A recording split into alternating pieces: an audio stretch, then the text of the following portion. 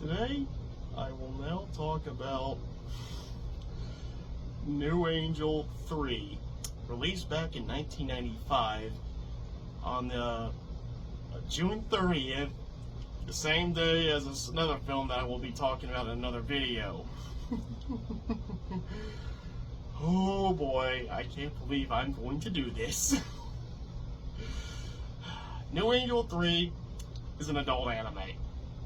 It's notable to me for being the first adult anime I saw.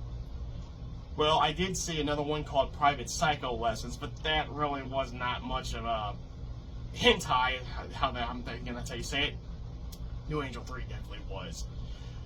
I got a phone call from a friend of mine who was into that stuff. He said, "Scott, you guys see this. This is like, I would trade this video over the one that I got anytime." But he did criticize the woman in it. Feels like she should be the protagonist's mother. That's how old she was. Well, I went over there and I just spent the night. This is what we did back in the 90s. And when I spent the night at his house, he popped it in, and we did what teenagers do. We lit up in excitement when we watched an adult film. You have no idea what it was like seeing one of those back in the 90s. We didn't have the internet the way it is now. It was still like that back then, but it's bigger now. Back then it was more small and puny. Not puny, but you know what I mean. Well, New Angel 3 is a birthday story.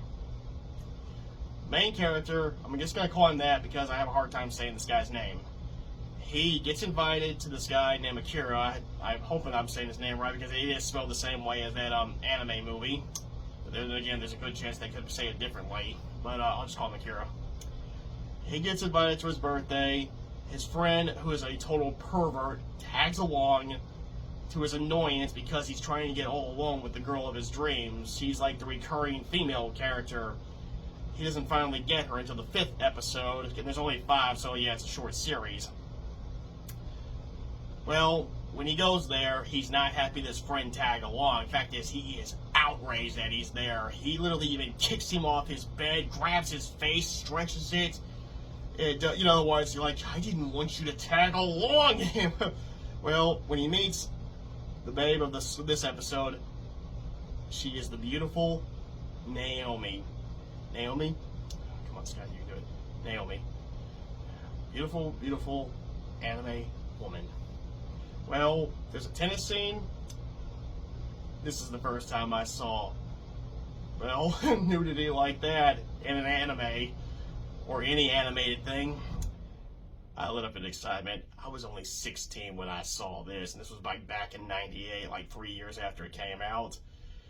Before we watched it, though, he did show me the Slayers, and he did that cliche where he rented an adult film and a hentai so that the cashier wouldn't notice anything, and I don't think the cashier gave a crap. I think the cashier was like, dude, whatever, just as long as you got money, it's yours. Kind of like Homer giving that guy his, with that buying beer with that fake ID. Yeah, I don't think the guy gave a crap. He's like, just give me your money.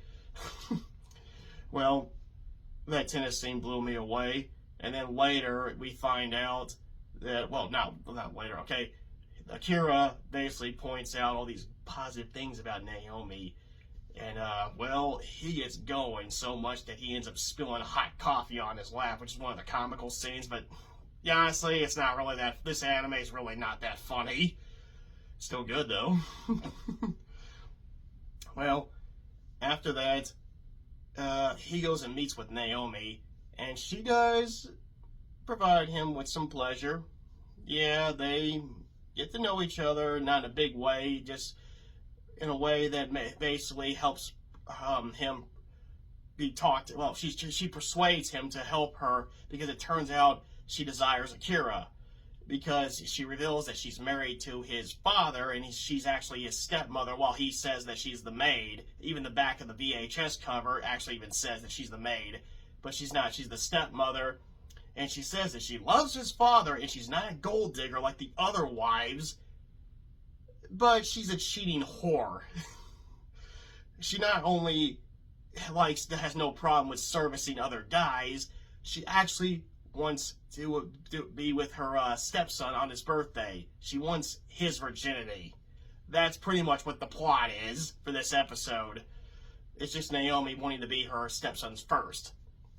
Well, the main character assists her because she promises that she'll help him be alone with the girl of his dreams.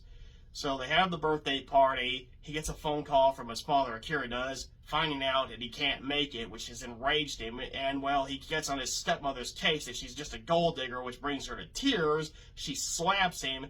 And, well, everybody there, including the people that he's paid for to be the guest, because he really does not have that many friends, they literally treat him like a kid, which annoys him. Well, the main character gets the girl of his dreams to help assist him in this, but she turns off the power, and then Naomi is now waiting in the bedroom for Akira. But unfortunately, the main character goes there because he has a hard time seeing in the dark, and he goes to the wrong room, and then it's the old mistaken identity cliche. He ends up getting Naomi again, this time completely, mainly because every time he tries to explain that he's not Akira, she keeps throwing herself at him. It's that cliche where she won't listen. She also took off her contact lenses so she can't really see too well, and the lights are out, and he ends up giving in to temptation. Akira goes to the room with the main character's love interest, or should I say the girl of his dreams, because she's not technically his love interest until New Angel 5. And, well, he then starts talking about that maybe he could start to like his stepmother and all that stuff. And I'm like, she's your father's wife, and all she seems to do, show an interest in doing, is cheating on him. She says she's not a gold digger, and she says she loves him, but she has no problem servicing friends of her stepson, and she wants to sleep with her stepson. And I'm like, what kind of wife is this? Well, anyway, it ends with, the perverted friend spying on the main character's, the girl of the main character's dream, and he gets back at him by mooning him. And, of course, the whole issue with Naomi finding out that she didn't get her stepson, but she got the main character, they don't really go into that outcome. It's like, well, they're just playing tennis, and she's playing with her stepson, and he's playing against them with the girl of his dreams, and they're all happy. And I'm like, well, either she didn't give a crap, or he never told her, or he slipped out and never told her. But I don't think they ever follow through with it in the next episode. So yeah, the outcome of her not realizing that she slept with someone else is never resolved. But in the end, New Angel 3 is always going to be a favorite of mine. Yes, I'm admitting that there is a hentai that I really do like, mainly because it's notable for being the first hentai I ever saw, and when it comes to Naomi, even though I did speak some negative towards her, but in the end, she has the title as my all-time favorite animated babe. Yes, I'm picking a character from a hentai for my all-time favorite animated babe. Naomi is perfect to me, in my opinion. Not perfect for me. I can't believe I just said that. But when it comes to my all-time favorite animated babe, Naomi from New Angel 3 gets that title. Most beautiful animated female character I've ever seen. As for New Angel 2, New Angel 4, and Angel 5, they suck badly. They're terrible. This is a hentai franchise that goes by the rule that it's a one-hit wonder. You're not supposed to do that in a category like this. They're all supposed to be good, but unfortunately, only one is good, and that's it. But if that had one anime, but still, it's got a beautiful memory. I can't believe I just said that. Oh goodness. Oh God. Yeah, it's got one of those teenage beautiful memories. Oh goodness gracious. Well, New Angel 3 and Naomi from that episode, happy 30th anniversary.